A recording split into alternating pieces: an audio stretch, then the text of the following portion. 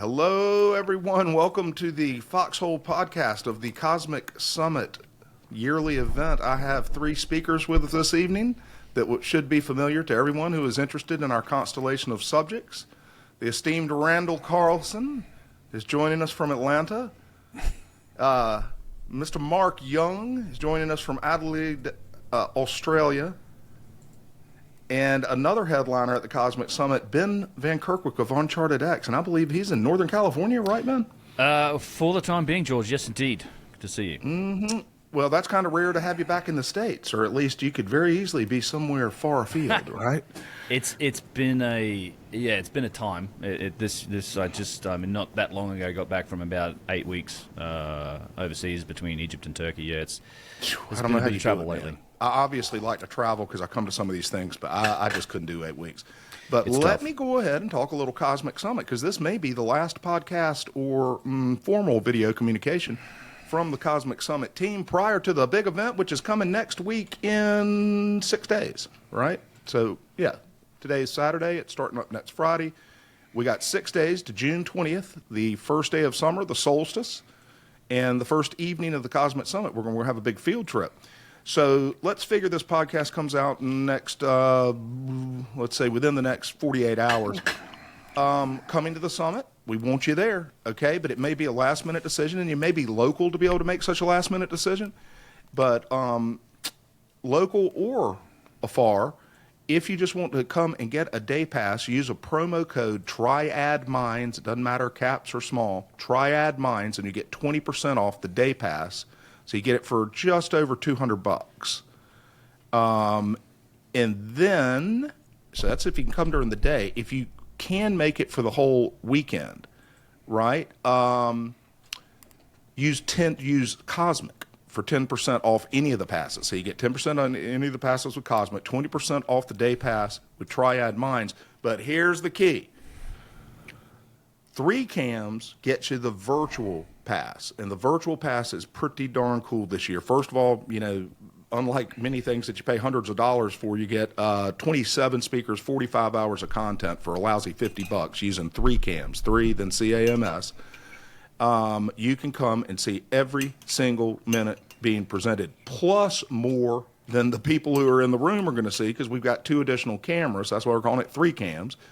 And there's going to be a little studio with the Cosmic News Desk where we're going to be taking speakers before and after they speak, and audience members and interesting featured guests, and sitting down with them and kind of interviewing them in the background as the event is going along. And me, Beckett Fusick, and Jay Anderson of Project Unity are going to be manning the Cosmic News Desk.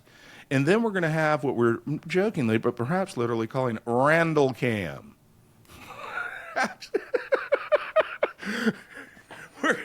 Yeah, I know, Randall, that's not in any of our promotional materials. We joked around about calling it Randall Cam. So we got to get Randall's agreement. You don't want to do. But what it is, the glass, we're going to put a GoPro on somebody's head. I guess we got a little helmet or something like that. We tried to do it with Meta glasses. That didn't work out. But the bottom line is we're going to have a roving camera from somebody's head moving around talking to the people at the summit. Okay? And I assume if it's comfortable and it fits large heads, Randall, you may care to put it on for a minute and just kind of chat with people, and then it would be Randall Cam. But if I do it, it'll just be George Cam. But somebody's going to do it, and we're going to have a cam running around there. So again, let me just sum up, and we're going to get some interesting stuff. I mean, we got some specific things to talk about today that are really, really cool. But 3 cams gets you a $75 virtual pass for $50. 3 cams. Cosmic gets you 10% off of any pass coming for the full weekend, and Classroom Day. Okay, then you got Classroom Day on Monday. So Cosmic, and then the third is Triad Minds, and that gives you 20% off the day pass. Okay, so we have wrapped up the promotional materials, and I wanted to hear from y'all a little bit later in the show about the your presentations, because they're all absolutely fascinating. But there's been breaking news, so we need to begin with breaking news, and 2 incredible papers came out this week. And for people that aren't familiar with the dynamics of this area of study, it kind of comes with breaking news. You wouldn't think ancient studies would have breaking news, but it does, and they come in the form of research papers that are published, where somebody around the world has come up with another piece of the puzzle. And we got 2 new pieces of the puzzle this week. Well, within the last, 10 days, 2 weeks. One just 3 days ago. The first was a paper from the Comet Research Group, which we'll discuss. And the second was an independent confirmation of the work of the Comet Research Group by an independent team in Russia that just popped up out of nowhere, like happens sometimes. They're all in the Russian Federation of Sciences. I mean, these are very, very credible people. The first paper from the Comet Research Group itself has been close to, over a decade in the making, and Marc is going to speak to that paper at the summit. And the name of that paper, which evidence of a 12,800-year-old shallow airburst depression in Louisiana with large deposits of shot quartz and melted materials. We have found a Younger Dryas crater, folks, and that has been a big source of criticism of the Comet Research Group's work. And we always have to respond kind of awkwardly. What we believe happened would only leave very, very subtle evidence. And what we believed happened was most of the trauma and destruction came from air bursts, and air bursts are basically crater-forming events that don't have a solid enough material to really slam into the earth and kick out what we see in our head as the most common crater. But it turns out the most common thing on the ground that would be a result of something cosmic would actually be much more subtle than the kind of stuff you see out at, at the Arizona Meteor Crater and whatnot. And that was found in Perkins, Louisiana. And I'll share my screen a little bit later when we get talking about it. So we found a Younger Dryas crater, and they've been working on it for over a decade. I've been aware of it from the beginning, and Marc's going to tell us about it. That's really huge, huge news. And it's actually replicable at other sites. There are close to a half dozen other sites that we found that are underway too. Okay, then the second paper was from a Russian team, which I mentioned. And it extended the identification of the destruction layer known as the black mat to an additional 1.5 million square miles. I think it was 1,200 miles long and 1,500 miles wide, where they found the black mat. And it has the same impact proxies and many of the same geochemical features as those black mat sites that we found in another, Marc, 4 continents? Or do you count it as 5? I always forget. But this stuff is all over the world, and we just extended the blanket of destruction, which we suspected, is truly global, all the way into Central Eurasia. Okay, so now it goes from Tierra del Fuego to Canada, and it did kind of extend into the northern European, cover sheets, sand cover sheets, and that's the Usolo layer. The Dutch Usolo layer, and now it's moved another jump all the way into Central Eurasia. Okay, so enough of me talking. I just kind of wanted to set the table. Let's maybe start with Marc, and then go to Randall. Well, Marc, you know the most about it. Tell us about you're on the paper, correct? Yeah, I'm a co-author on that. This is the Louisiana Perkins crater. Yeah.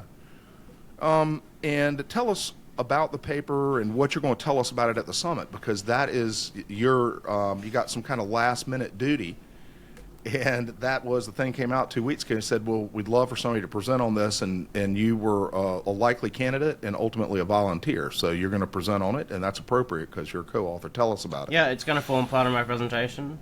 So about more than a decade ago, as you said, the Comet Research Group were approached by Robert Fitzenreiter, and his father's property. His father had always suspected that some kind of impact or airburst had happened there, because he was finding all these, melt materials, melt glass, lots of spherules around the place. Share my screen. And so, at the time, we didn't have the resources to go and check it out, but more recently, we've gone there, we've taken samples, and there's a significant amount of impact materials around this place. Melt glass as far as the eye can see, like very rich spherule deposits. Okay, here it is in Louisiana, and I'm very familiar with the state because both of my children go to Louisiana State University right there in Baton Rouge, which is directly east of it. And so it's out there kind of in the middle of nowhere, on the way to Texas, I guess. And like anything that happens like this, it doesn't it's just random where these damn things happen. So this happens to be the place on Earth where something came in so hot, and then it left a non-traditional crater. So anybody be looking at this kind of topography here and go, well, maybe a depression, but I don't see what's be special about that. You know, how can you say that came from space just because there's a weird depression? And I think of craters as being circular and all of this kind of stuff. But here's the kind of stuff they found in that depression. Chunks of molten hell. Wow. Yeah, chunks of molten hell. Now, anybody who's been following this subject knows we're big on these spherules, right? And I forget whether there's a good spherule picture later in the thing. Maybe there is. But you'll see these, what do you call them, micrograph, Mark, or whatever. You see these little photos, black and white photos of these tiny little nanometer-sized spherules that are very important proxy evidence, right? Because it indicates that there was a fallout of, call it dust, that kind of blanketed the world. Everything 13,000 years ago, you can kind of find it, but it's subtle as hell. But if you have that other stuff being kicked up and vaporized, there was a location where it actually happened and where it actually hit the ground, and say there were 4,000 locations around the world, you're going to have big materials too, not little tiny molten things, but big old chunks. Look at that. They're picking it up with a front loader there. Yep. I looked up, it's 30 pounds, the biggest piece they have in that, and see how it's filled with those little spherules. So there's just a matrix of stuff. What does that matrix mean? How does that happen, Mark? How do you end up with little, if you know, little balls inside of other goo? Yeah, so as the material's molten, it gets splashed around the place, and obviously when a big chunk falls together, it just melts, reconstitutes as material, and that's mixed and churned throughout the airburst plume, and that's how the spherules get in there. It's kind of a fruit cake. Yeah. I don't know if they have fruit cake in Australia, but do they have holiday fruit cake? You know, it's just got a little bit of everything. Yep. So it's, I mean, Fruitcake's a crime. Mm-hmm. yeah, fruit cakes. Oh gosh. Okay. Let me go see what else we got in here. What is this figure, Mark? I haven't looked at it closely. Do you know what they're saying there? That's an age depth model that's showing that the sample, the dating samples they took in sequence with all the rest of them, and that's showing that the Younger Dryas impact, the Younger Dryas boundary occurs at that bottleneck there, I guess. And so they did find some points there above it, so they're kind of giving a little age. Yeah. So they found early archaic, and that was above.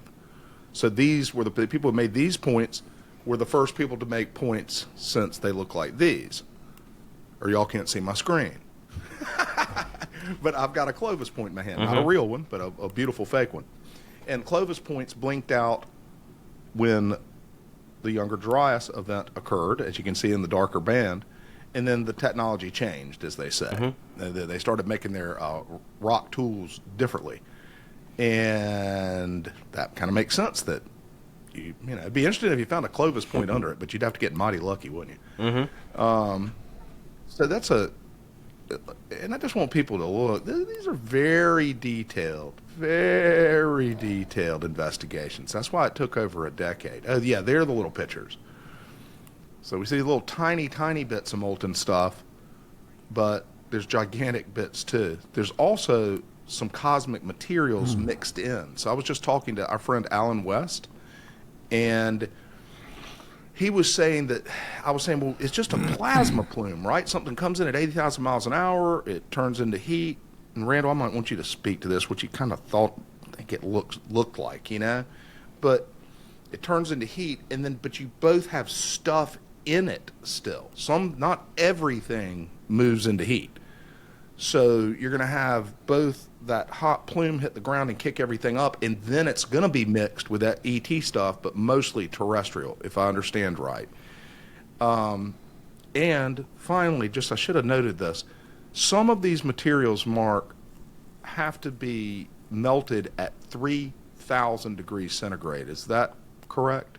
Yeah, not quite that high. I'm sure that those temperatures were occurring, but I think the quartz is like 2,800 or something Celsius. Is it? And so, yeah, when you have melted quartz, So you know that's- that it was almost certainly an impact event. Randall, Ben, reactions to the Perkins paper. Well, I used to live in Louisiana for 3.5 years, and I had no forgot about idea that was there. Well, it might be worth visiting the next time we go and do a road trip through there, Randall. Yeah. Well, we Right. were not too. We must have driven really near there because we did go to Baton Rouge.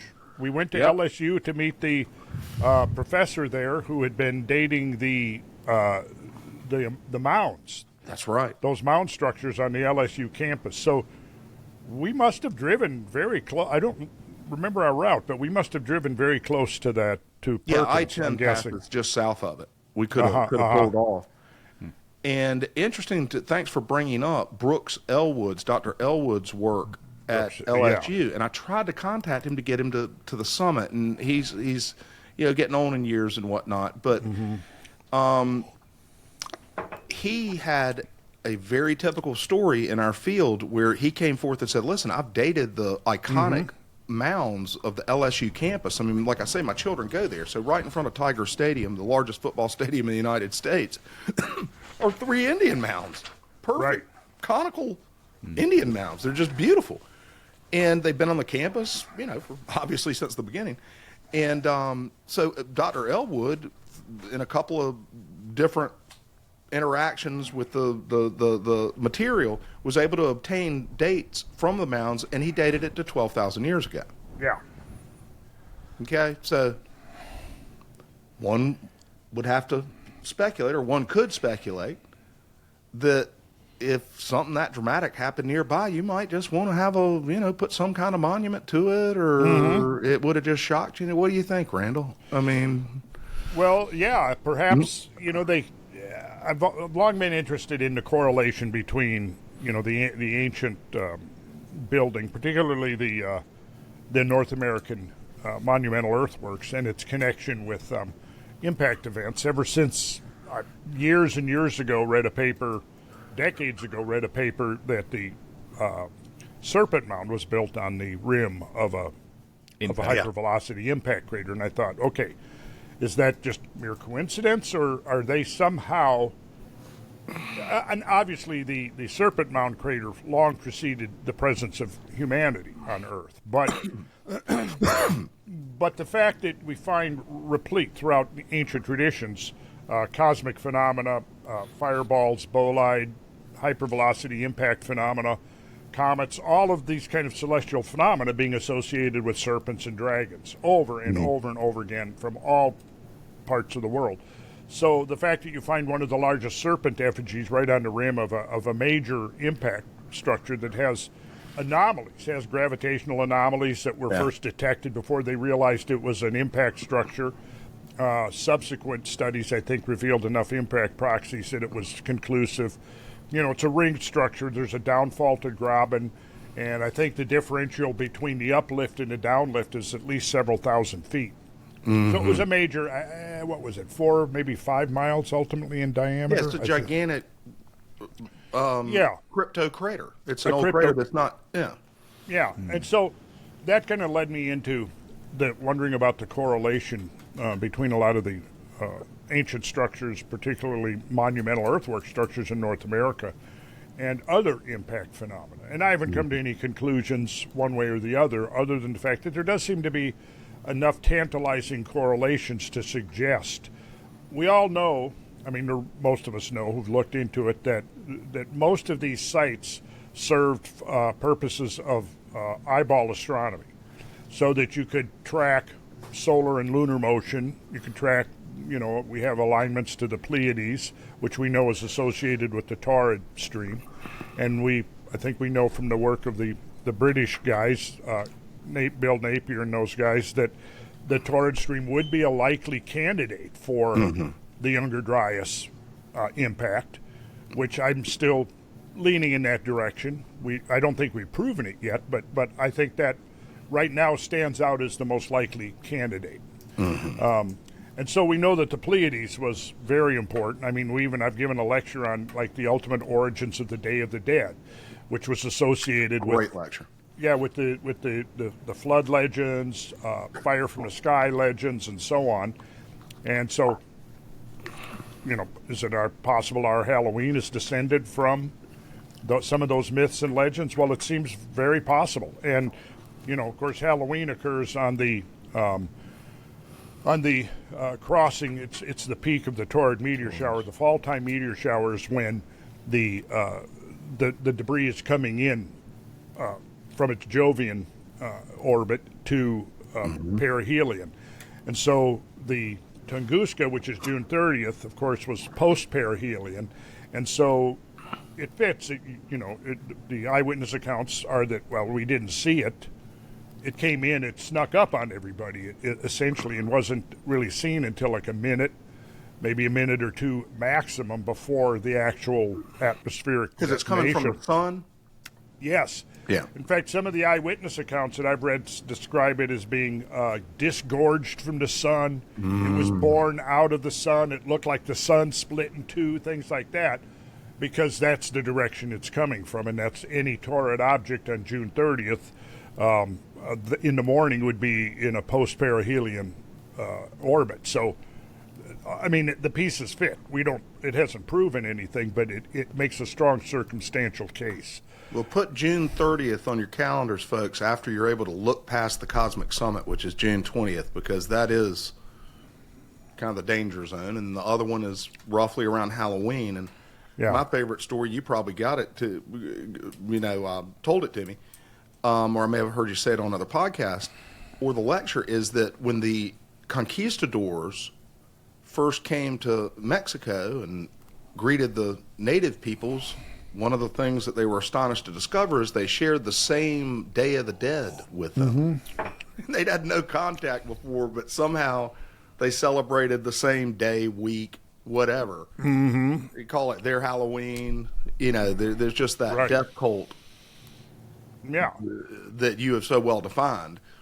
And that's just an amazing story. That makes sense because they all would have experienced, and we think there was a lot of contact than they're given credit for, but even if they had zero contact, it's possible that they were all affected during this time of year on an irregular basis, and it just kind of stuck with things.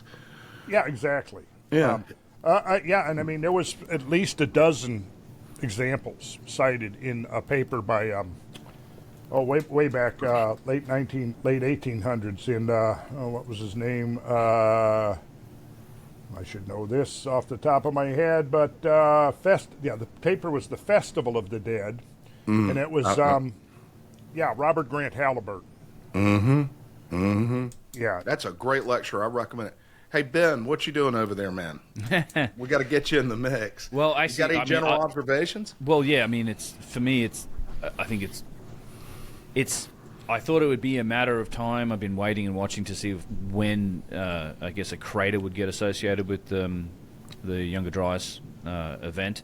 I mean, I generally, I know you say it's a criticism of it. I think I'm not involved in the scientific research, but it at least feels to me that the weight of scientific evidence supporting this event is such that, I mean, it's pretty conclusive, and along with the rebuttals of the papers that are come out against it, right? I know there's a big infight going on with different communities and some gatekeeping going on in the peer-reviewed journals. But my sort of almost it's a comment and a question to you guys while you're here, because it's something I've wondered about, which is now we found a crater, but there's in the past also been another place that's always that was associated for a little while with the Younger Dryas. It was the Hiawatha crater in Greenland on top of the ice cap. Now, I know there was some research done that then dated that thing to be several million years old, certainly not in the Younger Dryas time frame. However, I always thought that there was a lot of, let's say, just criticism and issues with that dating. Is that...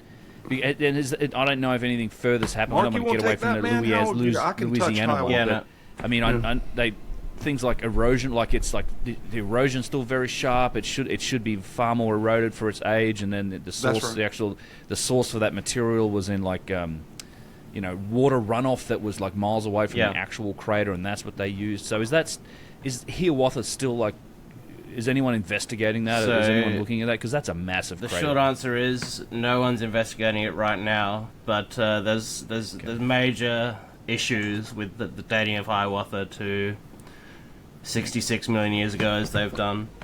As you say, obviously, the crater is very young morphologically. There's been minimal erosion, which you wouldn't expect if there's been trillions of tons of ice bulldozing it over 60 million years.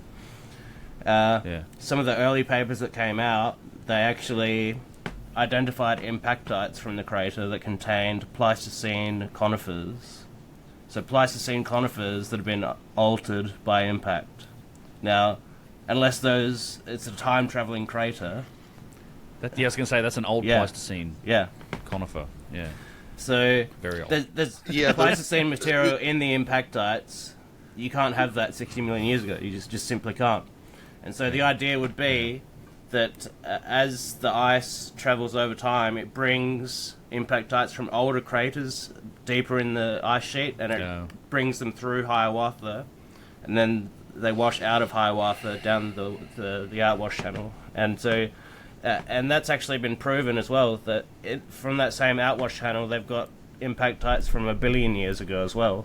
So it's a proof of concept that material is being dragged into the crater and washed out of it. Which is the material that they dated at 65 million years ago. And isn't it the ice on top of it is literally 12,800 years old, right? Like it's ice that formed probably just I'm so glad you brought it up, Ben. But I don't think we can talk too long about it because it makes me it's a rabbit hole. Yeah. Well, no, it makes me so frustrated, man. Okay.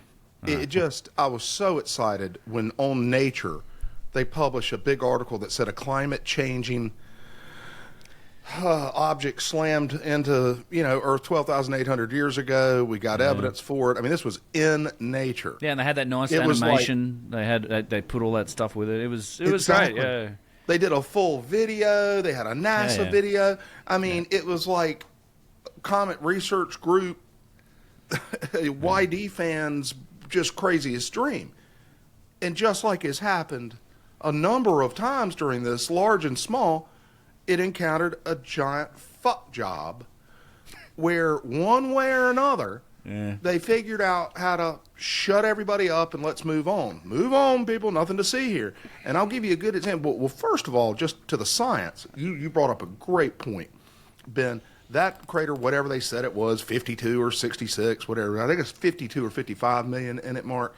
But the Chesapeake Bay crater, just north of me, that created the Chesapeake Bay, and three rivers take turns because 35 million years ago, a giant object hit the eastern seaboard, and you can't even tell. They didn't discover it till the 80s. You go look at a map, and now you can kind of say, okay, I can see how the rivers move around and whatnot. It's great science that came up with a great guy, Wiley Pogue, went and proved all that and had to go through a tremendous hero's journey to do so, as you always do with this stuff. And so he proved it. Okay, point is, that's 35 million years ago. You can't even tell it. You look at Hiawatha, it looks like damn meteor crater in Arizona, for God's sakes. And it's living in the most dynamic ice sheet, underneath the most dynamic ice sheet in the world. And it's still giving off geothermal energy. It's still smoking. Exactly, Mark. Thank you, Still smoking. It's still smoking. There is a water layer at the bottom, beneath the ice. They say there's a melt layer that bounces off. So, okay, why is it hot there? Because 13,000 years ain't that long when you're talking about something that dramatic. It would be cooling for millennia. And it doesn't mean it's molten hot down there, but it has residual heat that still is coming from the impact, from the kinetic energy of the impact. It's amazing that the heat of that object coming in is still working its way out of the system, But no, it was a fuck job. And the Comet Research Group made an attempt to go back, and we were going to go up there and, No, it wasn't Hiawatha, excuse me. We were going to go look for, Mark, remember a couple of years ago it got canceled, go to Greenland, and then COVID fucked it all up. Yep. But Hiawatha is a tough place to get to, but they're kind of getting it through the Baffin Bay ice cores, correct? I don't want to get out ahead of any coming publications, but they're looking at ice cores. So the ice core, the ocean cores in Baffin Bay that we're working on publishing, there's lots of cometary dust there. At the Younger Dryas boundary, but we haven't found any Hiawatha impactites, which you would expect to find if the Hiawatha crater was YDB. And Okay, to be clear, interesting counterpoint. I'm So definitely you're- not saying Yeah. 100% conclusively that the Yeah. the Hiawatha is YDB age, but the arguments Yeah. against it being that aren't very good. Okay. Yeah, Yeah, it that's could also be that- 220,000 years old. right. Yeah. You know, and very relevant to human culture and whatnot, but just not that old. What you thinking, Ben?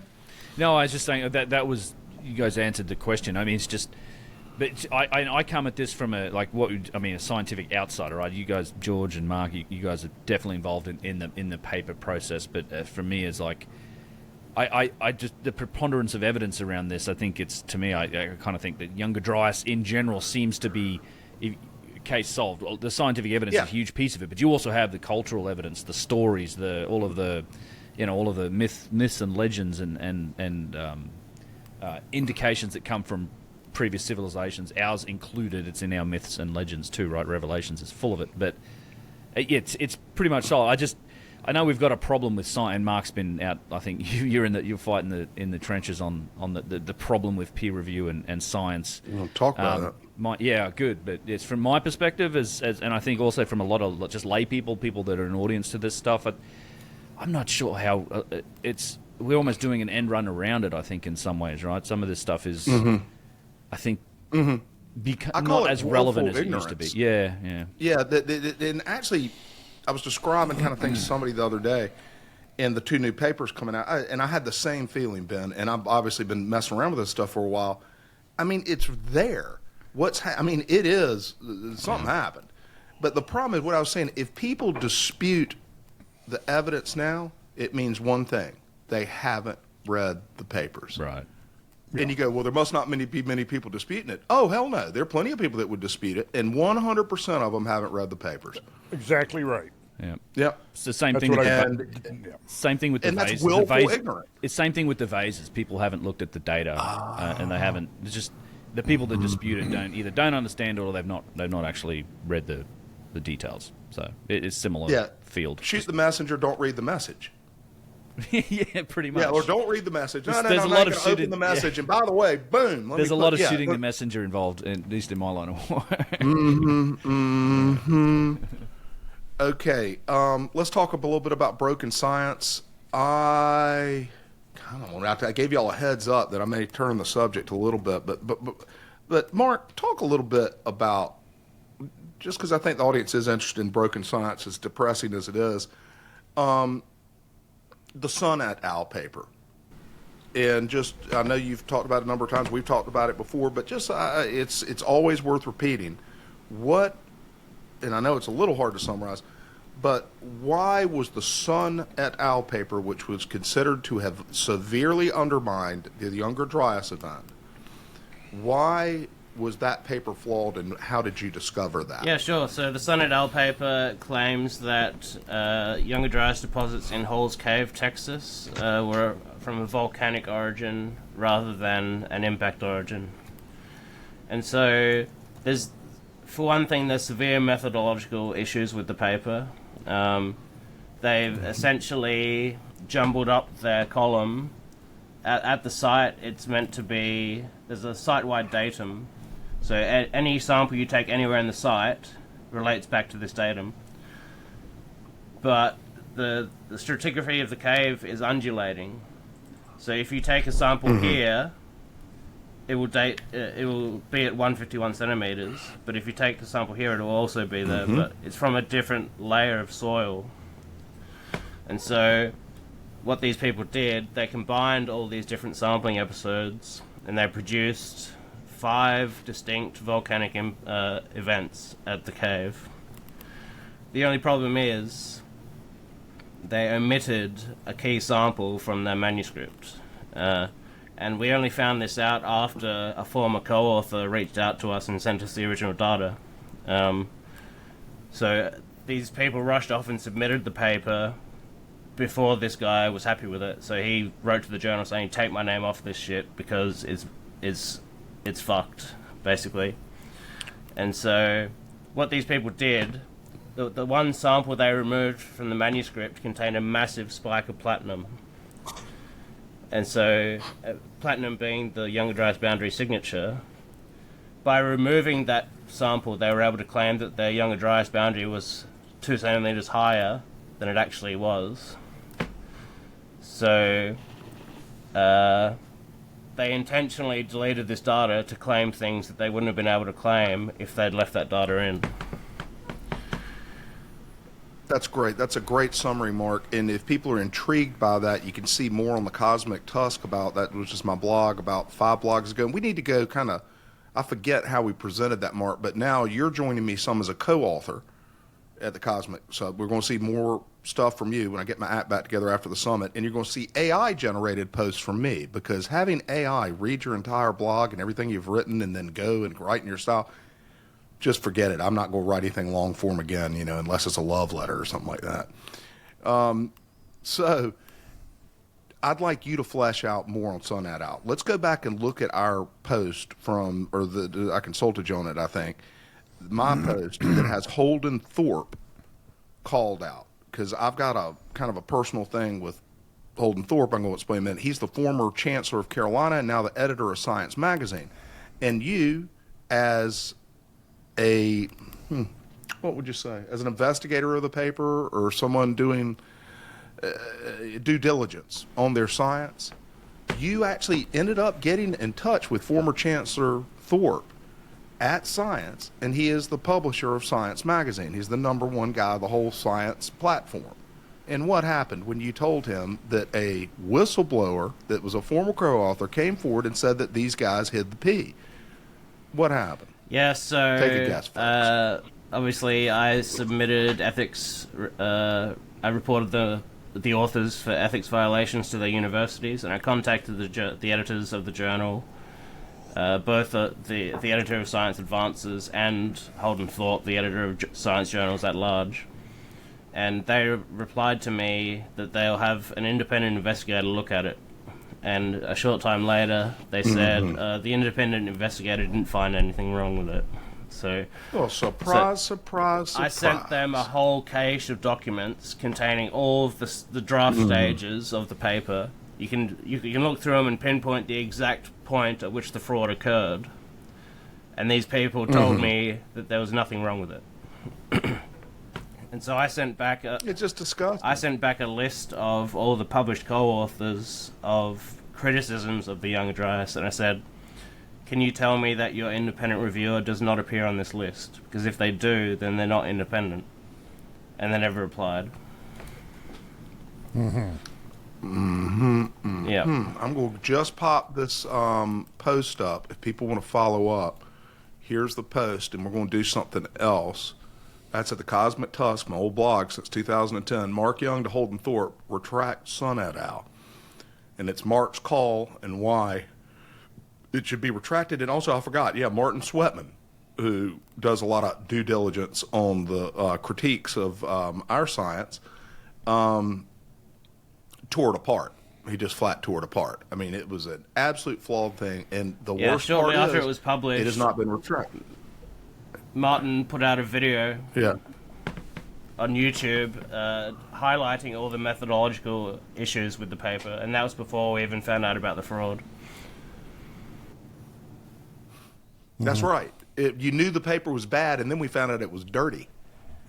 I tell you, you just can't be cynical enough in this game. No, you cannot. Okay, I'm going to, just out of a little bit of personal privilege, and I at least gave y'all heads up, I'm going to get some words out into the ether about a subject somewhat related about scientific misconduct at the University of North Carolina. And I'd point out that Chancellor Thorpe left the University of North Carolina. It's a step down to go be editor of science instead of chancellor of the oldest state university in the country, right? It is a step down. And it was a step down because he was run out of Chapel Hill on a rail, right? Holden Thorpe covered up a huge academic athlete scandal where they weren't even taking classes. It was just all a fraud. All the Carolina basketball stuff overwhelmed the need to educate the young men.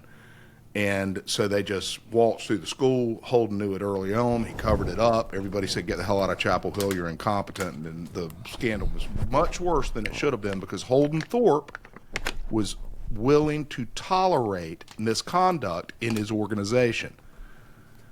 So he moves to science, and what's he willing to do? Tolerate misconduct in his organization and help them cover it up instead of lead them to have more integrity. That's just called a lizard. You know, he just there laying in the sun, you know, for holding. Just terrible, terrible, terrible stuff. Okay, so getting back to UNC, Carolina, equidistant between me and Greensboro right now, right? The other side of the triangle where I am, Raleigh-Durham, Chapel Hill. So Carolina killed 20 million people and locked 8 billion in their homes. They invented COVID and gave the blueprint to some sloppy Chinese communists because the Pentagon refused their grant to basically weaponize, gain function, aerosolize, and whatnot, a grant to DARPA, the Defense Advanced Research Project Agency, turned their combined Chapel Hill, or as I call it, Little Wuhan, the bat lady and the gang over in Wuhan, and Dr. Ralph Barrick at Chapel Hill applied for a $14 million grant to basically weaponize a virus and insert a fur and cleavage site and all that kind of stuff, right? People don't know about that, and you look it up. They got turned down by DARPA because it was too dangerous. And then they basically shipped the whole operation to Wuhan, and then it leaked, right? So it's like manslaughter. It's like giving a little kid a gun, and they go out and shoot somebody. Well, yeah, the kid shot them. They fucked up. But, I mean, you gave them the damn gun, and that's a kid. Don't give a kid a gun. Don't give our enemies viruses, and don't trust Chinese bureaucracies to have the same. So, point is, I wrote an op-ed on this that got published yesterday, kind of, I'd like to think, blowing the lid off of it a bit. And it's called Uncovered Risk, No Oversight of UNC's Extreme Virology. And here is that op-ed, just so you can see it. It's over in the Carolina Journal, which is a very prestigious, very well-read, right-leaning conservative journal in North Carolina that's published around the street from me. And at the John Locke Foundation, which is a great think tank here in Raleigh. They put this out for years. And you might say, well, what the does George Howard, boy, he really knows how to step out there and talk about shit that he's completely uncredentialed in, right? But even I knew this was a little bit of a stretch to go talk virology and try to get it published. And I also had made good friends with the man who's the #1 viral safety expert in the world, Dr. Richard Ebright at Rutgers University. And Dr. Ebright published the op-ed with me. Here's the deal. Carolina invented COVID. Everybody, for instance, wanted to get into the Wuhan files. If we just could, you know, if it wasn't a communist country and they didn't have anything locked down, we could really figure out what happened in Wuhan, right? Well, every goddamn email they ever sent is shared with Chapel Hill. I mean, Chapel Hill's Little Wuhan. It's the other side of the transaction. I mean, they were working together. They were collaborators. So you say, well, why isn't all this public? Because Chapel Hill's hiding all the emails. That they've gone to court and fought tooth and nail with a very tenuous legal argument that's about to get overturned by North Carolina Court of Appeals to prevent the release of the emails with the freaking bat lady showing how they shipped this shit over here and locked us all in our homes for 8 billion people in their homes for 3 years. Okay? Obviously, I get fired up about this stuff, but I kind of did follow my old MO of making a good science friend that actually does have the credibility to try to start calling these folks out. And if people want to go read that, you can see it at Carolina Journal under the opinion section. And I think we did a pretty good job of calling them out. Let me just make one more point, kind of how dangerous this stuff is. And this is why Dr. Ebright, he is a, oh, excuse me, there's one name I hadn't mentioned. All of this comes with a Frankenstein. It comes with a mad scientist. And I kind of like mad scientists, but this is an evil mad scientist. And he's Dr. Fauci's working arm for creating evil viruses, and that's Dr. Ralph Barrick of the UNC School of Public Health, the Gillings School of Public Health. And Dr. Barrick is the world's #1 coronavirus researcher. That's why Carolina was doing all this work. He is a Frankenstein archetype. So you think, okay, what's Frankenstein? Oh, it's something about a big monster. No, actually the name comes from the doctor, comes from the guy who made Frankenstein. Mm-hmm. And in 1818, when Mary Shelley wrote that book, the kind of the meta point is, it was called Frankenstein, the Modern Prometheus, right? That he wanted to create. He wanted to become a god by creating the monster and sewing together the parts and whatnot. But, you know, public and villagers be damned. He just wanted to reach his technological end. That was all that's important to that archetype. Now, if the thing gets out of the lab there, you know, in Transylvania or wherever the hell they invented him, and it goes raging around and kills the villagers, he doesn't give a shit. He ain't thinking about that stuff. He's just trying to create the thing. And that's what Barrick did. There's no stopping that archetype. They don't care about it really being dangerous. They're going to be as safe as I suppose they can, economically can.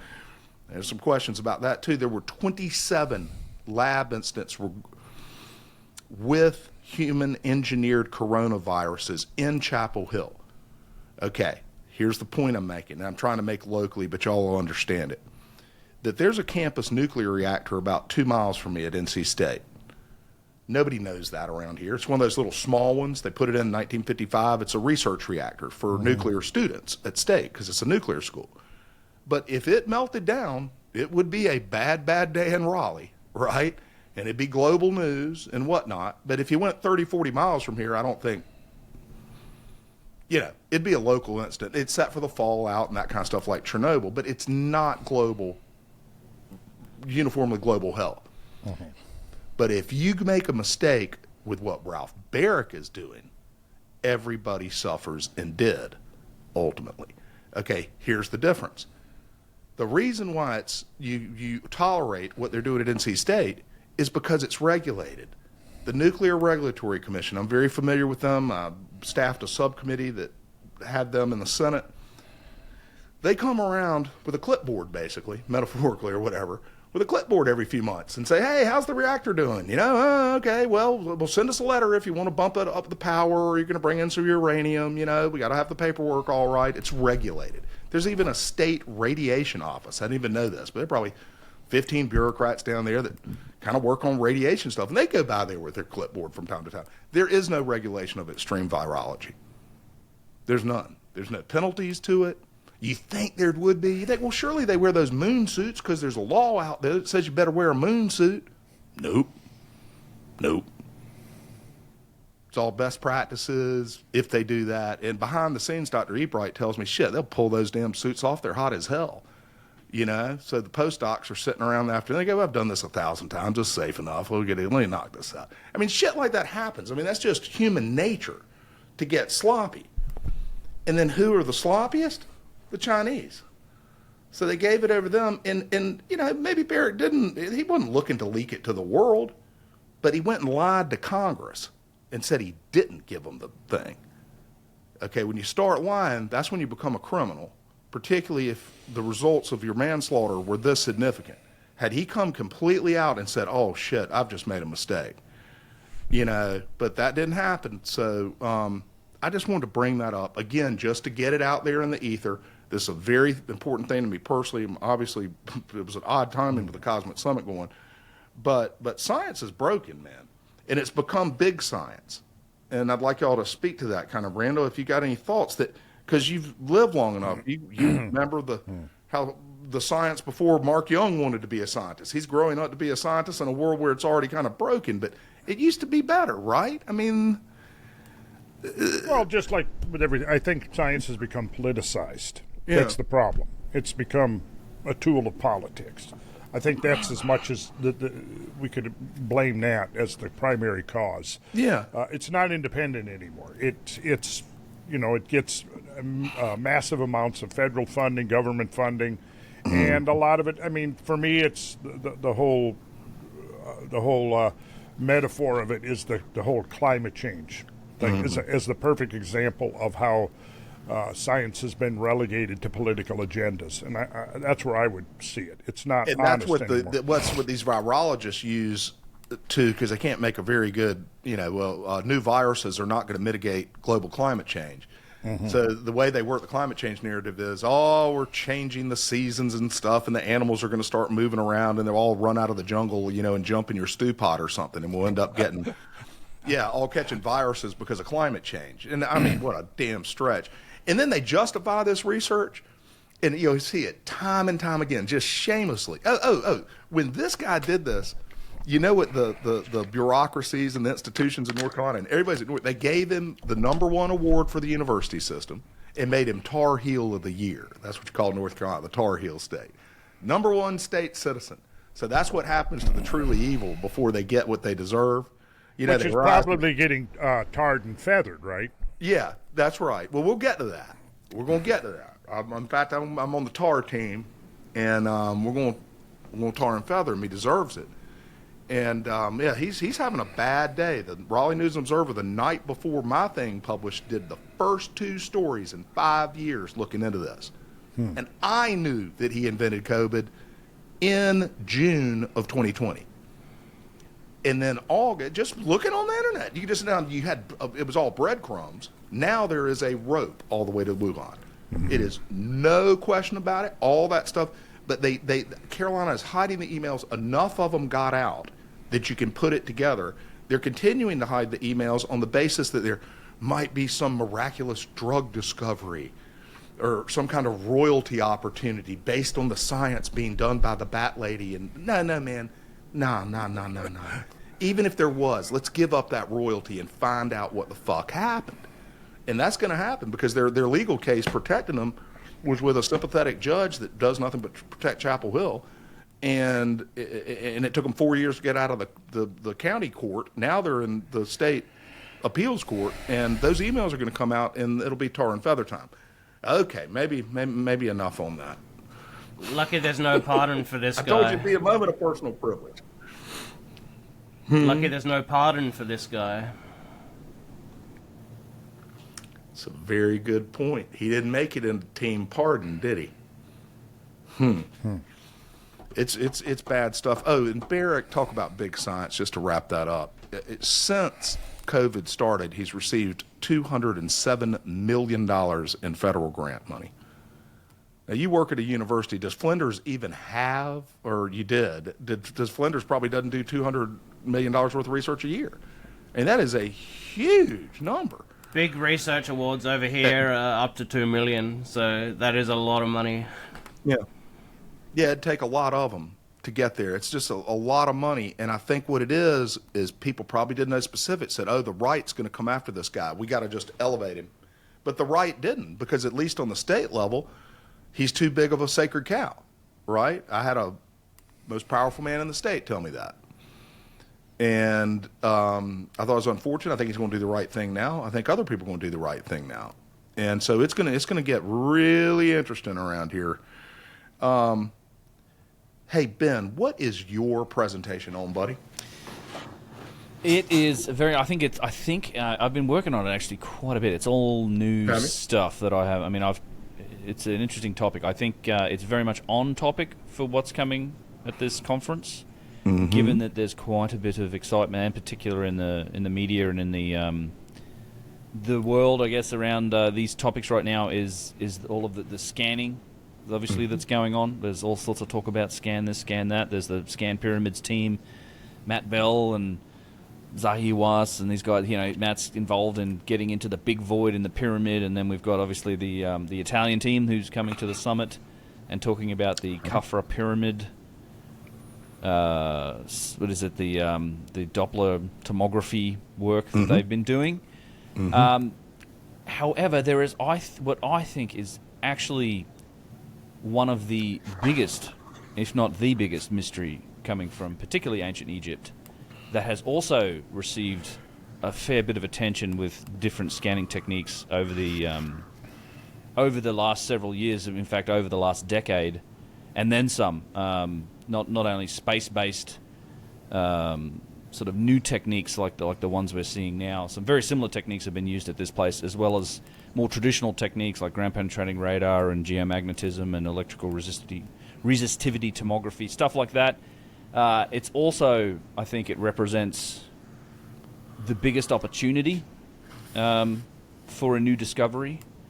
It's a place that's been documented throughout history, including back into classical times.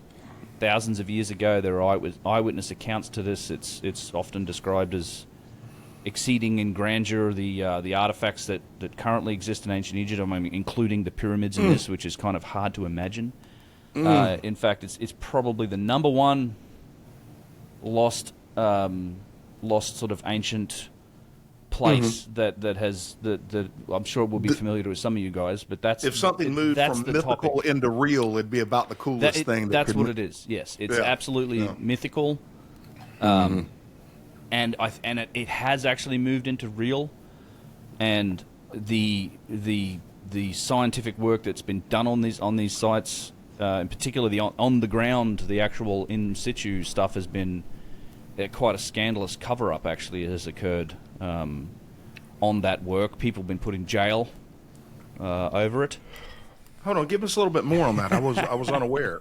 Yeah. At Harara? Well, so you learn the cat out the back. Yes, I'm talking about the Labyrinth, the Hiawatha. Yes. So the topic, of course, I'm sure Randall would have known this one just from the clues, but it's the Egyptian, the great Egyptian labyrinth that was discussed and reported by historical figures like Herodotus, Diodorus Siculus, Pliny the Elder.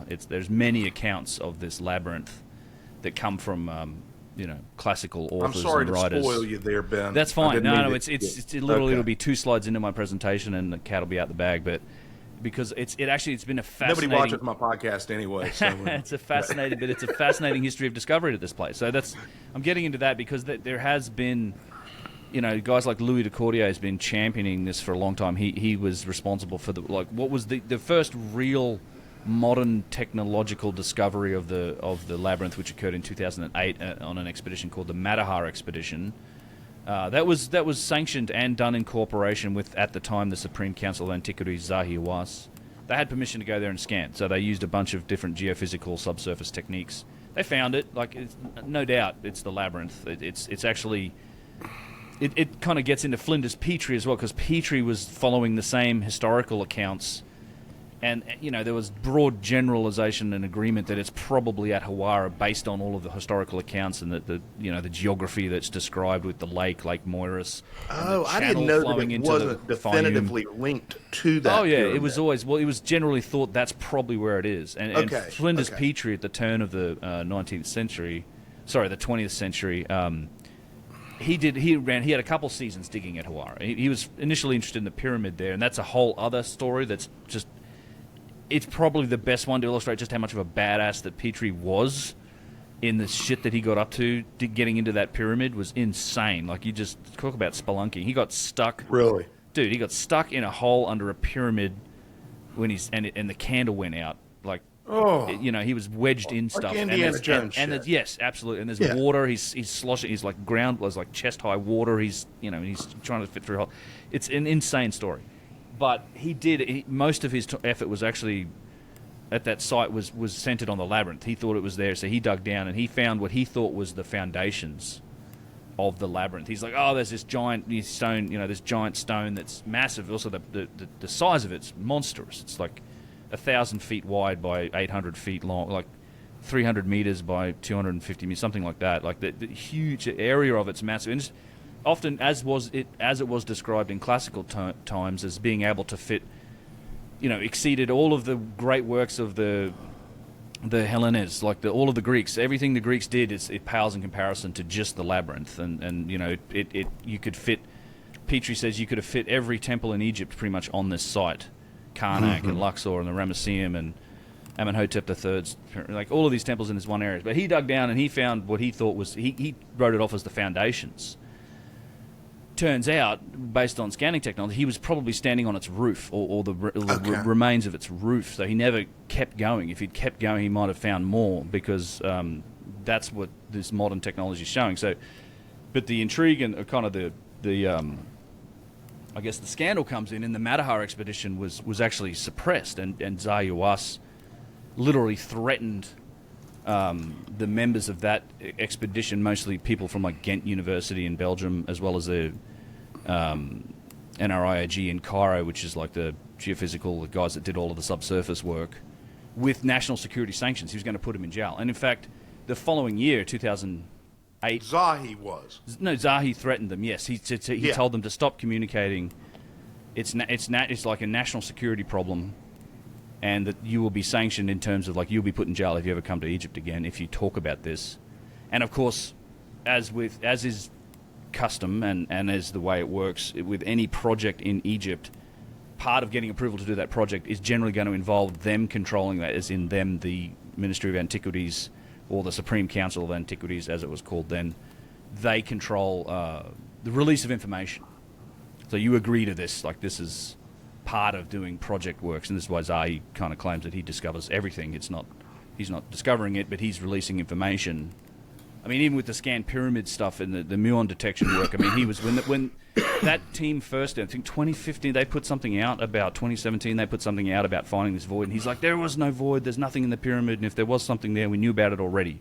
Like, he was pissed as hell when they put it out. And then go forward a couple of years, and then he's the guy doing the press conference saying, I discovered a new void in the pyramid. Like that's that our happens Zahi. Constantly. But in this case, he suppressed it, threatened them with national security sanctions, and then the following year there was a Polish university and the University of Cairo got together to do essentially a groundwater investigation. There's a lot to this, what's happening in Hawaii and why it was suppressed, but Hawaii actually stopped the project they were working on and jailed the guy who was running the project for the Cairo University, who then lost his job after that. He put the dude in jail for trying to dig up and figure out. So this is kind of the most extreme. Would you consider this the most kind of suspicious activities Zahi's been involved in with regard to this should be really important, and he's going around? That's a long list. I mean, I can, it's not.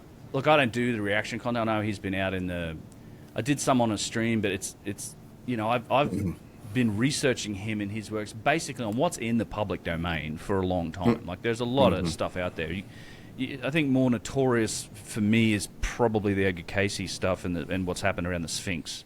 Okay. And the repeated episodes of, like, secretive expeditions digging around the Sphinx. I mean, there's one experiment that's in the sort of publicly where they were drilling under the body of the Sphinx to check for groundwater. But you can go and find, and Robert Bauval documented this extensively. Probably why Zahi hates Robert Bauval so intensely is that he documented Hawass from the late 70s with, like, Hugh Lynn Cayce, the son of Edgar Cayce, at the Sphinx, and they were drilling back then in the late 70s, early 80s. The Shore expedition in the late 90s, where he granted Joseph Shaw, Joseph Jaholder, Boris Said, a bunch of guys, like, 5-year unlimited access to do whatever they wanted on the. These are all Edgar Cayce Foundation people. Do whatever they wanted on the Giza Plateau, and they were digging and excavating in the Sphinx. They did stuff in the Great Pyramid. There's a lot in that arena, which is, I think, a bit more notorious. But in terms of opportunity and the biggest sort of undiscovered thing that's also been documented, I think, the Labyrinth is it. Like, I mean, these are remarkable claims being made by Biondi and the team about what's beneath the Middle Pyramid, along with what they said about the Great Pyramid back in 22. But the Labyrinth is bigger. It's way bigger, and it's so much more evidence behind it. Like, there's actually classical accounts of people who have been there. And now you're at a point where in the last few years, particularly 2015 through 17, there's been other space-based techniques used to survey that site, including one from, like, Merlin Burrows, who is very similar from what I can understand, technology to Biondi and his team, using basically high resolution or high frequency images of the surface that are then correlated with sort of vibrational data and seismic data. And along with other techniques, like more statistical techniques, the geoscan guys, which was also a whole other satellite-based technology, but they align, and they're showing, and they're actually backing up accounts that have come from the classical period, and then extending on them even. Like, the depths we're talking about are amazing. Like, not, like down to about like 40, 50, 60, 80, 100 meters deep. 4 different levels, very distinct levels, very large chambers that showed up on both different types of scans, chambers as big as 100 meters long by 40 meters wide. Ben, I just get this feeling, what I've said about it, and I've gotten to know the Coffre guys, and I feel their stuff is very promising, and I kind of go with all of the above. I mean, you can't have too many people trying to apply new technologies to these questions. But the technology curve seems to have climbed the secrecy hill. I hope so. Right, that at some point, I mean, we're doing so many amazing things with AI, and remember, AI has knock-on effects, and Biondi credits, what he's doing by, powerful computational algorithmic AI that's mixing these data sets. Who knows? Maybe he's full of shit, Yeah. But, or just doing something that's flawed. My gut says no, but it's not beyond the ken of man to see beneath the ground. And a lot of people out there, particularly in this community, think that the government has all sorts of unbelievable technology. And by God, I mean, if we're running around in time machines and making damn airplanes disappear and stuff like that, I bet we can look under the ground. And it's funny, I've been using as the example when I'm talking on shows like this, I'm sure the most important geopolitical strategic question of our lifetimes is what the fuck they're doing in Iran under the nuclear mountain Narwhals, right? Yeah. Okay? Well, you don't think we've been planning on that for 30 years that we don't have some kind of secret tech already that can look into mountains and tell what's inside them? And if we've got the tools to do that, somebody from the outside is going to open source those same tools and figure out a way to do it. Well, that's where some of this came from. Like the Merlin Burrows stuff in particular came from military technology. Like literally, they got So unfortunately, I forgot the name of it. That was what my gut was saying. Damn it! I've just slipped the name of the guy who was the chief scientist at Merlin Burrows, who unfortunately has now passed away. But he came out of the military, the British Army. He's the guy in the documentary Atlantica. Yeah, I'm sure he is. Yeah, big beard, big dude. Yeah, that's exactly right. So interesting looking fellow. Yeah. Damn it, I will find his name. I should know his name. But I should know it too. Well, we're going to premiere other work that Merlin Burrows did to find Atlantis is all being premiered at 9:00 Saturday night at the Cosmic Summit. Well, and that's we're playing the U.S. premiere of Atlantica, which is an undistributed but already licensed. Jake something. That sounds right. But anyway, the technology that he is using to do this, and by the way, they've used that technology to do things like they've found other subsurface things that they've got to study cases, as does the Geoscan guys with a different technique. But they would use it to find, they could use the ripples of the surface pattern, I mean, essentially to figure out where submarines are. They were using it for stuff like that, like looking at surface imaging to basically track submarines. You're essentially you're creating this three-dimensional holographic representation of what's in the ground, or beneath the ground, with this manipulation of surface photographs combined with this other data and techniques. So it's interesting. To me, it's like I just think the Labyrinth is the one place, and it's just, we know it's there, and even. I mean, some of the extent of the claims that are being made about it, like massive metallic objects, things like that. Like they claim in one of this is insane. Like in a large room, like cavity or big cavern, there is a 44-meter long freestanding metallic object. It's not wood. It's not stone. Which team claims that? This is Merlin Burrows. Okay, and they claim that at Hiawatha. At Hiawatha. In the Labyrinth, they don't know what it is. Who's covering that? There's a blog that covers Louis de Cordier. So that's Louis de Cordier who's writing the Labyrinth of Egypt Substack. I've been in touch with him. I'm gonna, after the summit, I'm gonna do a bunch of content with him, and I want to talk more about the Labyrinth, because what needs to happen is, the problem with the Labyrinth is the groundwater. It is being damaged. Right. And I'm going to tell the story about why I think these things were covered up. It's not so much, I don't think it's just about hiding the truth. It's not about, it's political. There's absolutely 100% political reason for why. Because that never has made sense to me. Well, it's got to do with where it is. It's got to do with irrigation water, farmers. It's got to do with Egypt. It's got to do with Aswan Dam. It's got to do with the water table level. And Egypt's reputation and things like this, and I think it's just a giant problem. I actually also think that this is the source of, along with the Sphinx, the source of why Zahi Was just does not seem to believe in radar, ground penetrating radar, and says he's never discovered anything with it. It's because the discoveries that have been made with it, he vehemently disagrees with. Like he covered up Hiawatha. He doesn't like any of the stuff that was done at the Sphinx, showing chambers. So it's like, this stuff doesn't work. It's nonsense. So. Well, it ignores the fact that technology progresses too, and the ground penetrating radar yesterday might be, completely outrun by something from space all of a sudden, just because we keep advancing. Hey Ben, I'm going to just, and we'll close up here in a minute, but I want to show some pictures from 2020 and our trip to Egypt and Hawara. I actually got them popped up, and if people haven't seen this place, that's Egypt's always worth that's showing not pictures. Hawara. That's Lahoon. Oh, it's not? Yep. Because I just popped them up. Yeah, it is, isn't it? No, that was Lahoon. They look similar. Yeah, no, you just keep going. You did hit Hawara there. That's Hawara. Yeah, but the other one was Lahoon. Oh God, I was embarrassed. Okay, no, they look very similar. Well, here's my question for you. And I had the same question when I was there. You say, well, these are all pot diggers out there, as we called them on the archaeological digs that went on. Yeah, that's okay. Hawara. That's Hawara. That's it, right? That's on top. That basically beneath the ground here, quite a ways down, is where the labyrinth starts. The labyrinth supposedly starts about 10 meters down. This is where Petrie found, his layer of beton, like the plaster and all of the limestone and the slabs. But all of those pot digging holes, I mean, those are people out there trying to loot. Yeah. It seems like somebody would have made it in there already. There's no entrance. So one of the tricky things about this is that there's actually the entrance is. We're not sure where the entrance is. In fact, most of the legends may well be that the entrance is in the structure that's beneath the pyramid in those doors right there. The problem is the grant you can't get in there. The last person in there was Flinders Petrie, and since then the water table and the water level has risen to the point where you take 4 or 5 steps into that door, and it's just water. Like it's literally, there's the canal. That's the Barwadi Canal, right? So that was cut. Actually, the guy who made the Suez Canal also put that canal. Oh, really? In there. Yeah, in like 1830. Been there a long time. Yeah, so there's the water. There's the water. Yeah. I've forgotten I had that picture. Yeah. There's Johanna James. Yeah. Yeah. So it was, and again, I think that pyramid is disconnected from the structure beneath it. And in fact, Herodotus talked about the fact that there was a subsurface connection to the pyramid from the labyrinth.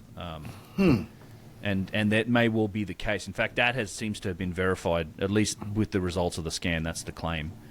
And it's just you can't. I think Petrie was close when he was in the chambers, the bottom chambers, because there's a very complex structure beneath that. And in fact, what's beneath that pyramid is kind of interesting. That the entire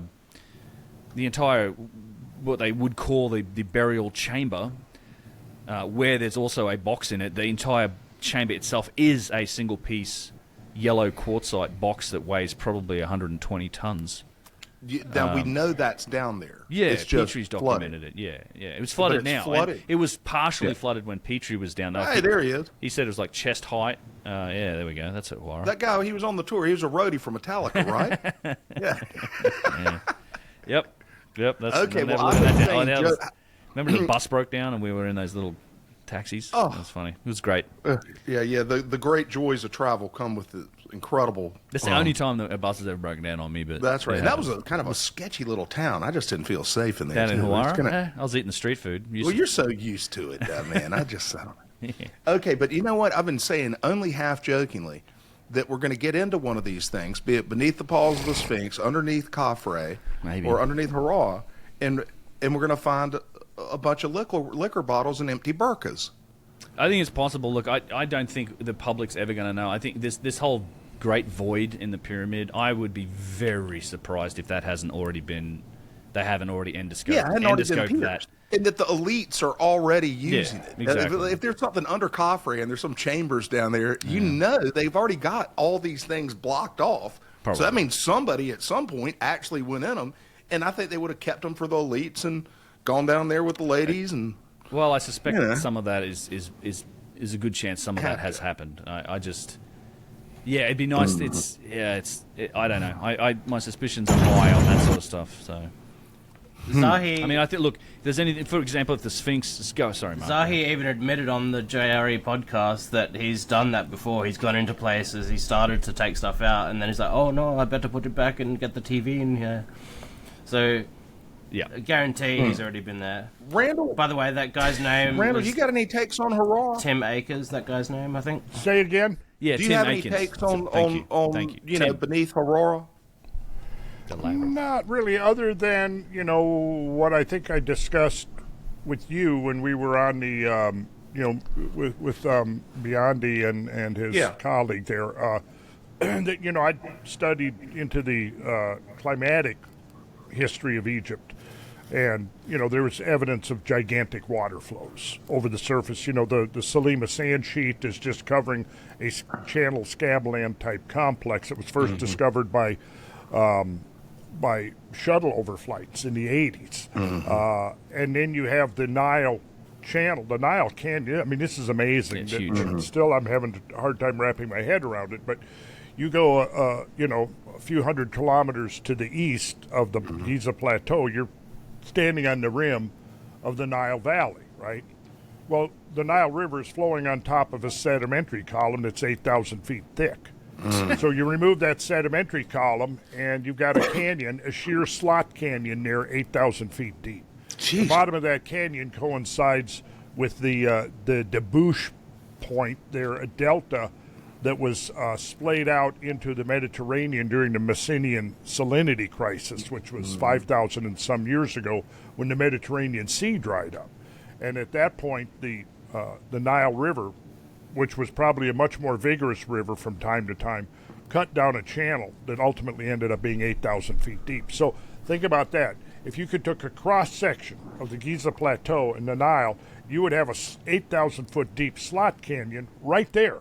That's unbelievable, man. I know it is. When you start visualizing it, it's unbelievable, and it's to me, it's would make perfect sense with the extent of the limestone bedrock there, that you would have extreme karstification associated with that, which means that there would be natural pre-existing conduits and apertures within the bedrock. Now, I speculated that, well, could there be what they're seeing under there, but it doesn't look entirely natural to me when you look at the synthetic aperture radar imagery. But I think we could speculate intelligently that if someone gained access to it, that you may have gone in and modified a pre-existing caverns that are under the Giza Plateau. And we know there's that massive cave right up there in Libya, right along the coast, not too far away. Huge, deep, vertical shaft. Oh, really? In limestone. So, that's kind of where I was already coming from. So when I saw the work of Armano and Biondi there, is it Biondi is... Yeah, it's Armando May and Filippo Biondi. Yeah. Armando and Felipe, yeah. That was the first thing I thought. Well, I'd already assumed that there could have been massive caverns underneath, but nothing like what they were, apparently showing in the imagery. So I'm just going to wait and see. But entirely good segue. Go ahead. Yeah, and interesting. One of the very last major, what's called the Wild Nile. Rosignol, what's her name? Rosignol, came out in the early 90s or late 80s, showing massive sapropylitic muds deposited on the basin of the eastern Mediterranean, which was indicative of massive floods coming down the Nile River at the end of, roughly at the end of the last ice age. The latest dating that I saw, that I recall, was putting it maybe 12,000 plus or minus a millennia for the last gigantic flood that came down the Nile Valley, which I thought was interesting, because whether it's precisely on the YD, maybe it was the upper Younger Dryas boundary, could have been 12,000 plus or minus 500, could put it right at meltwater pulse 1b, which is the upper Younger Dryas boundary. But I think one of the keys that's been overlooked, and this is probably what I'm going to talk about at the summit. I'm still putting my talk together, but we can look at the geomorphological effects of the deglaciation process, and we can see some very interesting things, that the deglaciation didn't proceed from the margins of the ice sheet towards the core of the ice sheet. That happened, yes, but there were also epicenters of extreme melting, where we can see that clearly water penetrated through the glaciers, reached the substrate, the subglacial environment, and carved that subglacial environment into massive swarms of drumlins. And those drumlins are formed by high pressurized flows beneath the glaciers. And what's interesting about that is that you can see that many of these drumlin swarms are radial. They radiate from epicenters, and the amount of melting involved in these would require an enormous amount of energy concentrated in a very small region. So I think that maybe, and I presented some of that preliminary stuff at the roundtable we did with Malcolm LeCompte, and Graham was there, and others. I've done some more on that. I've looked at, I think Lake Nipigon could be a prime candidate.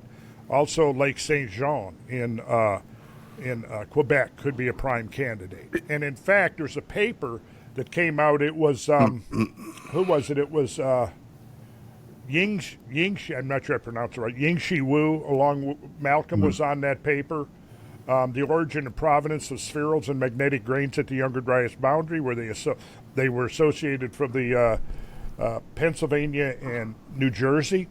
And they were, I can quote it right here. The Younger Dryas boundary site in Pennsylvania is remarkable in yielding 2 to 5 millimeter diameter spherules containing minerals such as swacite, which is an iron nickel material that form at temperatures in excess of 2,000 degrees centigrade.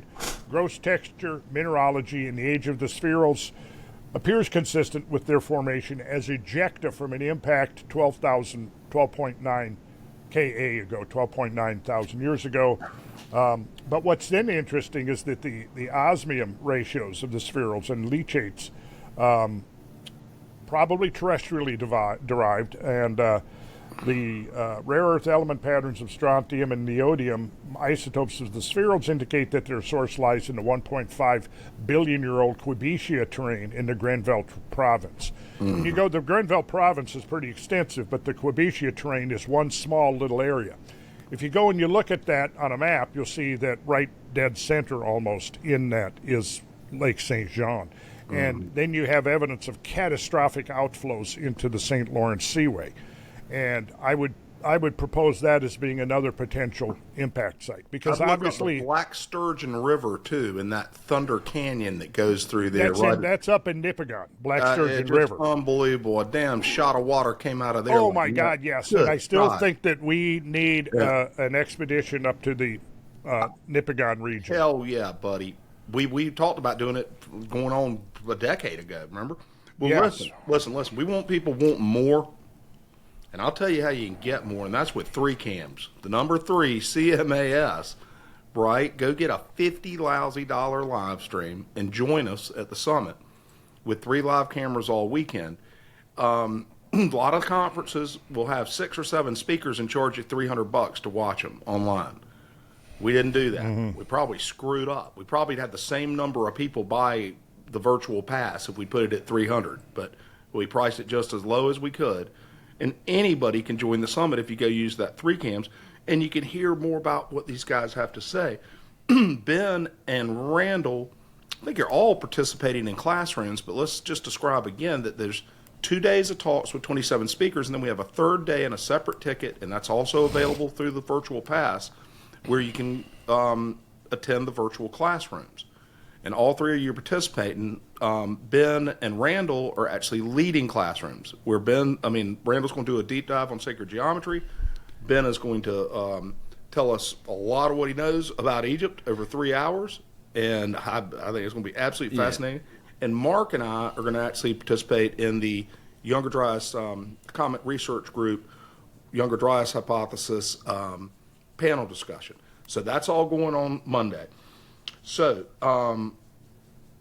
try to buy the live stream, folks. We're making a big difference here. We're going to have big reveals. Oh, one other thing. You said when you were talking about the scans beneath Khafre that I think the only thing that everybody agreed on, because there are a lot of different takes you can have on this stuff, everybody, was that you'd like to see more information. Okay? So that was kind of everybody's takeaway. Sure would like to see some more information on this. Well, that's what we're doing. At 1:30 p.m. Saturday, June 21st, is they're going to come give us everything they got. All right? in fact, when I was interviewing Filippo, remember Randall when I told him could he turn down his AC or something? He goes, "But Joe, that is the computers running in the background, crunching the information." I'm like, "Oh well, God, don't turn them off. Something that might come to Greensboro. Don't. Yeah, sorry. Let them run." And but they're back there running, creating more scan data. They're going to be more visual results, and they're presumably going to be more sites and interesting stuff. So that's 1:30 p.m. So there are 3 big reveals at the summit. You got what's underneath the pyramids, the next tranche of information from the Italian scientists. Then at 9 p.m. that night, where the hell is Atlantis? And then the third reveal is the largest public display of ancient Egyptian pre-dynastic vases in world history since Djoser was stashing them beneath the step pyramid, right? and we're not going to break them. So that's 3 pretty big extras to the speakers. The speakers are fascinating, but we got kind of 3 special things going on, and you can be a part of it with 3 cams or an in-person ticket. Use Triad Minds to get 20% off the day pass. That's a pretty good deal. If you're local, or Cosmic to get 10% off the general admission passes. So we're cutting it pretty early for this crowd because I know we got a lot more information. George, yeah, what you got, Mark? Just on the topic of that Atlantica documentary, I don't know if Randall and Ben have seen it, but I got a sneak peek, and the data that they've got literally brought me to tears. So really, I've not seen it. Everybody that's seen it, I saw it and I said, well, I can't say in like the promotional materials we found Atlantis. It just sounds a little strong. So what I've been saying, IMHO, in my humble personal opinion, gut opinion, having watched the thing, I'd like to know more. Obviously, the dude found Atlantis. If he didn't, then he found Atlantis too. It doesn't undermine Randall's contentions either that it's the Azores, because I just think that the capital city would have been where he found it. I mean, you just wouldn't protect Med from the Azores, but they definitely had outposts. Yeah. Oh, absolutely. Yeah. Absolutely. And I think we can trace those outposts to Africa, to Europe, to North and South America.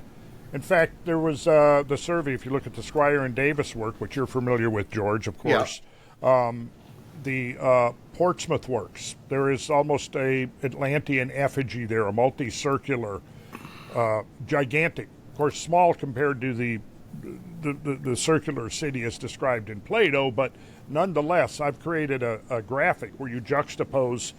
I've reconstructed in a 3D model Plato's circular city using his dimensions that were given in stades. And then I've juxtaposed that on the survey of Squire and Davis of the multi-ring structure, which no longer exists, but they did an accurate survey, back probably right after the Civil War, before it was destroyed. And it's a very interesting juxtaposition of multi-ring circular structures. Well, he certainly found one. And even though it's not the Azores, it still fits Plato's description of geographically where it would be. So, well, have you ever heard of the Spartel Bank hypothesis? There is evidence of subsidence of a major island that subsided just outside the Pillars of Hercules, and it's associated with a massive thick turbidite, which suggests that there was a major earthquake in that region. The turbidite has been dated at right about 12,000 years plus or minus half a millennium. So it fits perfectly with the idea that there was a catastrophe. We can document that catastrophe in the Canaries. We can document it along the coast of West Africa. That looks like something really major happened very close to the window that Plato describes. I've gone into why I think that the center of the Atlantean Empire, the likely candidate, was the Azores. However, as Plato describes, it was a far-flung empire. And Cadiz there where Michael, is that his name? Was that? Michael Donnellan. Yeah, Michael, where he was looking at. I've already looked at that in terms of that Spartel Bank hypothesis and concluded, well, this must have been a major outpost right here. So I don't know. I think we've got a little bit different take, but to me there's enough complementary overlap that I'm looking very much forward to sharing our research together. That's and awesome, seeing what we come up with. Well, there's a lot of cross-pollination between the speakers, which is one of the coolest things about the summit. They like to hear from other people, too. Well, folks, anything else? When are you coming in town? Ben, when are you arriving? I actually am not going to get there until Saturday. I just have, unfortunately, my wife's going to be in Japan, and we just have a dog sitting issue, so I have to. I was going to be there Thursday, but we couldn't resolve this problem, unfortunately. So You're going to be in Japan? No, he's going to drop his dog off in Japan, Yes. and then he's going to come to the summit. My wife will be in Japan, and then otherwise, yeah, we've got to be here to look after the place. But so I'm getting there, and then I'm looking forward to the classroom too. Like I've got, it's going to be a breakdown of kind of how I look at ancient sites, how to see through the layers and distinguish what's important. So that's I know there's a tutorial. discount code for the classrooms too, and it's Mega Classroom. I just don't remember what the discount is, so excuse me there, folks. But Mega Classroom will get you a classroom. Mark, when you getting in all the way from Australia for your second Cosmic Summit appearance? You missed year 2. We're happy to have you back. When are you going to be? I'm getting in on the 18th, I believe, in the evening. So 4 days. I'm gonna be there helping set up and all that stuff. So And then Randall, I was supposed to ask you gently on Beckett's behalf. As long as it's gentle. Okay, could you please come on Thursday?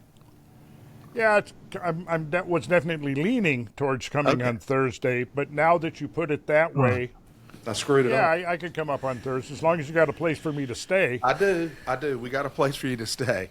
Okay. And we got you a suite, and that's great because if we have a chance for some media interviews and TV stations are interested, we might do it Friday morning like we did last year. So I just wanted you in one day early. I probably would get up early, late afternoon or early evening on Thursday. Okay. Will that work?